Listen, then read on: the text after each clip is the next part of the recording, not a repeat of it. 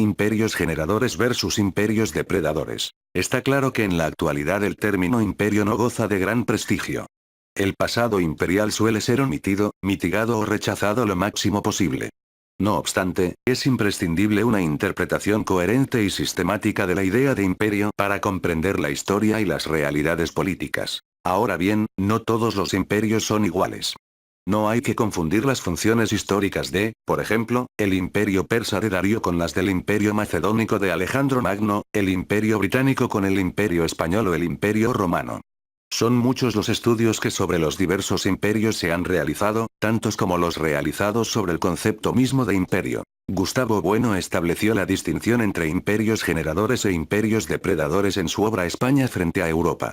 Lo primero que hay que discernir es la misma idea de imperio que, según la obra de Bueno, es una idea filosófica uno que consiste en un sistema ilimitado de sociedades jerarquizadas, es decir, solo delimitado por factores externos al propio imperio como pueden ser otros imperios. Este sistema jerarquizado se establece de forma unilateral o multilateral en relación con una sociedad política concreta. Esta es una formulación simplificada, para comprender el desarrollo completo véase la obra mencionada.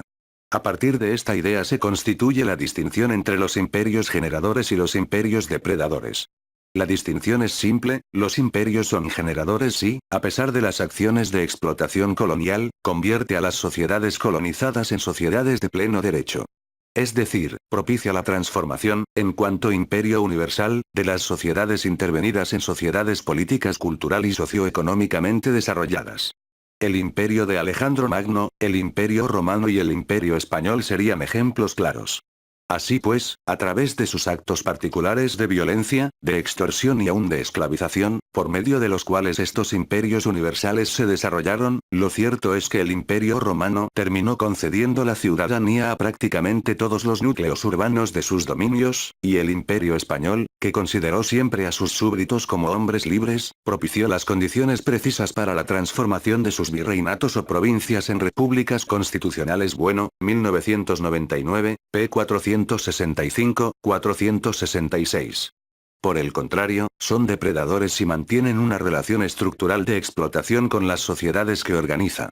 Esto quiere decir que el imperio, en este caso, impide el desarrollo político de tales sociedades para aprovecharse de sus recursos socioeconómicos, llegando incluso a destruirlas. Los ejemplos paradigmáticos serían el imperio inglés y el imperio holandés. También encajarían dentro de esta definición el portugués y el francés. En esta línea, los imperios generadores comparten el idioma y la tecnología con las sociedades intervenidas. Mientras que los imperios depredadores emplean su propia tecnología para destruir la realidad de la sociedad intervenida. Una característica que manifiesta la naturaleza de los imperios depredadores es la negativa a la mezcla biológica con la población autóctona del territorio ocupado. Esto se puede verificar en la colonización de Norteamérica por parte del imperio inglés.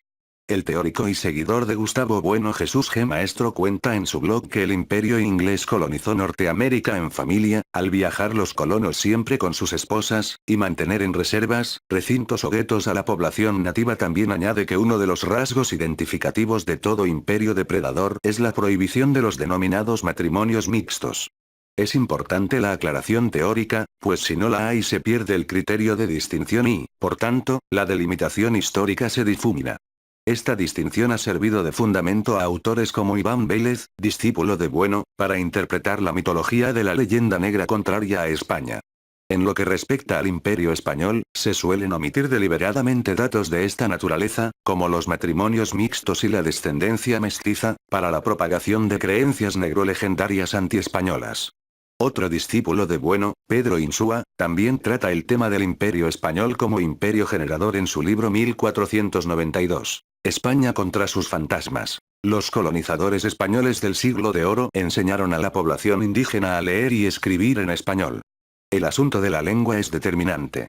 El conocimiento de una lengua europea dio acceso a las manifestaciones culturales traducidas a este idioma y permitió la integración en las instituciones hispanas. Por su parte, los imperios depredadores británico y francés frustraron el desarrollo político africano. De esta manera, Harris, 2008, explica que cuando terminó el comercio de esclavos, los europeos obligaron a los africanos a trabajar para ellos en los campos y en las minas. Entretanto, las autoridades coloniales hicieron todos los esfuerzos posibles para mantener a África subyugada y atrasada, fomentando las guerras tribales, limitando la educación de los africanos al nivel más rudimentario posible y, sobre todo, evitando que las colonias desarrollasen una infraestructura industrial que podría haberles permitido competir en el mercado mundial una vez que consiguiesen la independencia política. Como claros imperios depredadores, denegaron sus tecnologías a los colonizados y dificultaron su progreso político para la explotación de sus recursos. Como se ha mencionado, muchos de los españoles, en su gran mayoría varones, se casaron con mujeres indígenas. El mestizaje y la evangelización fueron los fenómenos que primaron, lo cual está muy alejado de la política de exterminio que sí practicaron otros imperios como el inglés. La población indígena descendió principalmente por la mezcla con los españoles y por las enfermedades traídas desde Europa. No se trató de una matanza y mucho menos de una matanza programada y dirigida a la destrucción de un grupo, como en el moderno concepto de genocidio. Por el contrario, en los territorios americanos ocupados por los ingleses casi no quedaron poblaciones autóctonas. A este respecto José Javier Esparza escribe que para la mayor parte de los inmigrantes ingleses, protestantes, el indio es un ser inferior, hijo de Satanás, y como tal debe ser sometido y exterminado. No hay posibilidad de redención mediante el bautismo. En la América anglosajona los indios son exterminados. Ahí sí puede hablarse netamente de genocidio. Hubo una matanza racial con el pretexto de motivaciones supuestamente bíblicas. Hoy los pocos supervivientes de aquello están en reservas. Por el contrario, en la América hispana sigue habiendo millones de indios y aún circulan, 500 años después, muchas de las lenguas autóctonas. Y eso fue posible porque los teólogos y juristas españoles reconocieron que los indios tenían derecho a casa y hacienda y a trabajar por un salario justo. Los españoles inventaron un nuevo modelo en América que no habían aplicado ni los portugueses ni los turcos. El español se aproxima al modelo del Imperio Romano pero mantiene una sustancial diferencia. Se prohibió la esclavitud. La impronta evangelizadora de la presencia de los españoles en América impedía esta institución. Esta preocupación por la dignidad de la población indígena no existió en la posterior era colonial. Solo en este marco pudieron ser denunciados los inevitables abusos. En esta línea, se dictaron las ordenanzas para el tratamiento de los indios o leyes de Burgos, en las cuales se abolió la esclavitud indígena en diciembre de 1512. Los indios tenían el estatus de hombres libres. Más tarde, en 1542, se promulgaron las llamadas leyes nuevas también sobre la gobernación de las Indias y buen tratamiento y conservación de los indios. La necesidad de dotar de un fundamento jurídico a la conquista de las Indias dio lugar a interesantes debates. Uno de ellos fue el que tuvo lugar en la ciudad de Valladolid, 1550 y 1551, donde las posturas de Bartolomé de las Casas y Juan Ginés de Sepúlveda se vieron enfrentadas. A este debate se le conoce como la controversia de Valladolid.